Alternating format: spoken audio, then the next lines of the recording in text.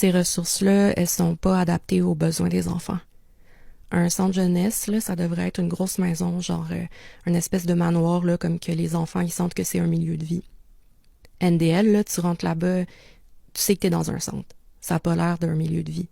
Il y a un balcon avec du grillage pour s'assurer que les filles fuguent pas, même si elles trouvent toujours des nouvelles façons de fuguer.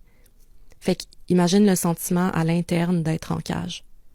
Puis quand tu rentres dans une unité, elles ont comme des petites chambres, lits simples, puis par-dessus, il y a un petit matelas, puis il y a une couverture et tout.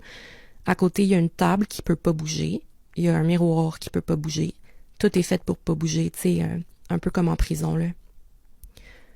On a une jeune qui a été en fugue, mais que finalement, elle rentre là-bas, puis aussi, tu sens pas que c'est juste pour qu'on prenne soin de toi. Justement, ça ressemble à une cellule de prison. Elles intègrent beaucoup qu'on veut les punir en les mettant là. C'est pas un milieu où ils ont le temps de faire des interventions douces, même si les enfants, ils ont besoin d'interventions douces.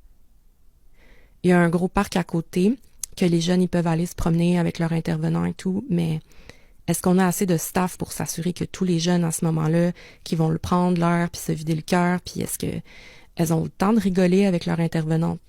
Est-ce qu'elles ont confiance en leur intervenante?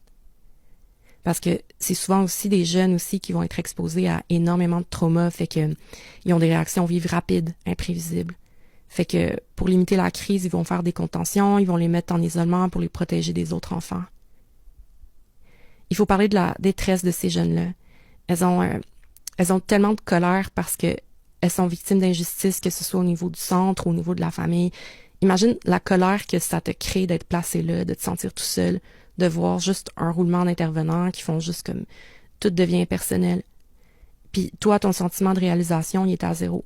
T'es un petit cœur, il faut qu'on prenne soin de toi. Puis après ça, il y a un gars parfait qui arrive puis qui t'offre tout ce que tu veux. Fait que t'embarques là-dedans puis tu finis par rentrer.